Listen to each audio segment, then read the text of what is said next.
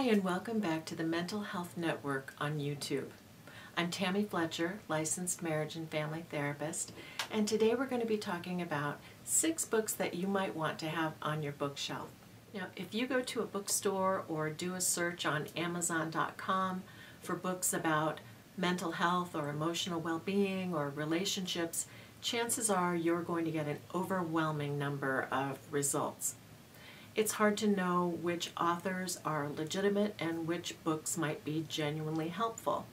So in order to maybe save you some time and money, I'm going to be sharing 6 books with you today that over the years I find myself going back to these books and their authors again and again. As a part of my own psychotherapy practice, I have a good number of books in my collection. Anything from self-help books all the way to journals full of research. But the ones I've chosen today, I've had nothing but positive feedback from my own clients in that the content of the books they found very helpful, and I hope you do too. The first couple of books I'm going to talk about are geared toward individual guidance and support. One of my absolute favorites, and please excuse the appearance of some of the books. They're often well worn and I've used them quite a bit and they've got bookmarks all through them.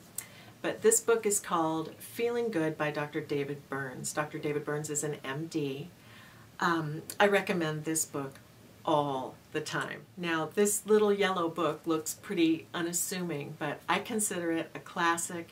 It has fantastic direction on how to manage depression symptoms.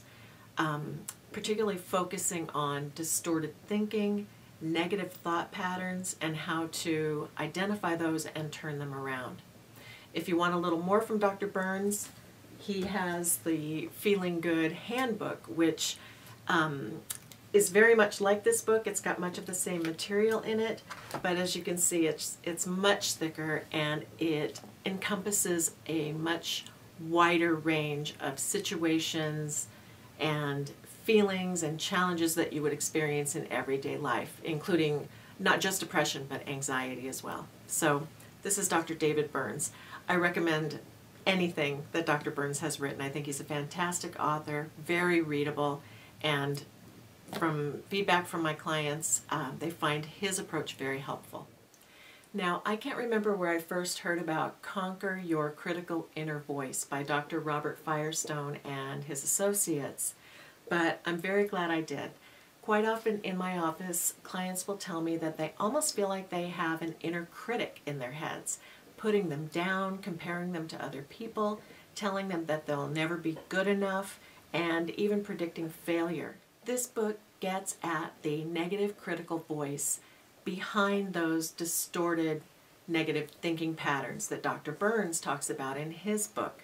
So whether you find yourself feeling hostile toward other people, or if that inner critic is targeting you, yourself, and making you feel bad, this is a fantastic book with some great innovative ideas for managing that critical inner voice, identifying it, and learning how to turn it off. Now, I've mentioned in other videos that one of the most common things that I see in my office is anxiety, or issues that have anxiety somewhere attached to them.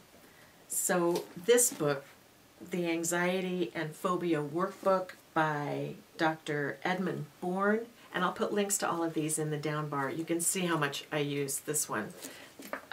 This, for me, is the gold standard for clients to use when they're dealing with anxieties or phobias. This book was recommended to me by a psychiatrist that I work with. I have the utmost respect for her, so when she made the recommendation, I went out and got the book, and I can't recommend it strongly enough. What it addresses is practical ways to deal with anxiety. Everything from self-help methods like exercise, meditation, nutrition, all the way to medical interventions like medication or therapy. This is really a great book. It's one I recommend all the time, and I can't recommend it enough. Next, on to books about relationships. Now, this book is one that I was sent by the author for review, which I do sometimes. I'll write reviews on my blog or for the California Association of Marriage and Family Therapists magazine called The Therapist. So sometimes I get really good books and sometimes marginal, not so great. This one is amazing. I have talked about emotional unavailability before. This book is called Mr. Unavailable and the Fallback Girl. It's written by Natalie Liu, and one of my favorite books in the past has been one that many people have read. It's called Maybe He's Just Not That Into You. I love that book. I think this book takes it a mile further. It covers everything from how to recognize someone who is not emotionally available.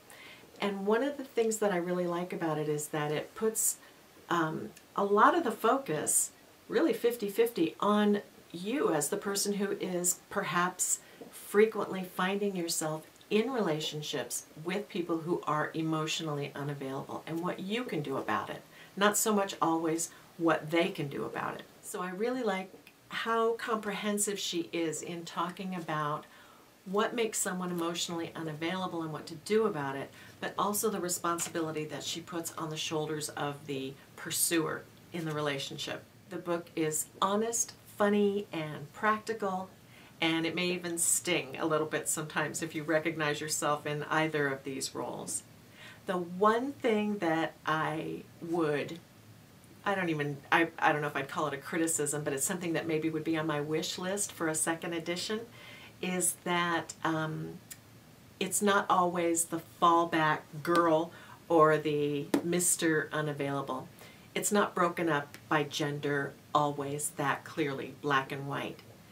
I've seen this dynamic occur where the woman was the unavailable partner, or the same thing can happen in same-sex relationships. So Natalie, if you're watching, I hope that you'll take that into account for the next book. I loved this one. Thank you for letting me read it, and I do highly recommend it. My last two books are relationship classics. This is Dr. Sue Johnson's book, Hold Me Tight. Dr. Johnson created emotionally focused couple therapy, which is one of the most, if not the most, effective method of working with couples. I studied Dr. Johnson all through graduate school. We watched her videos and talked about her all the time, but it didn't really hit home for me how valuable her approach was until I started working with real-life couples. In this book, Dr. Johnson talks about how couples can re-establish an emotional connection.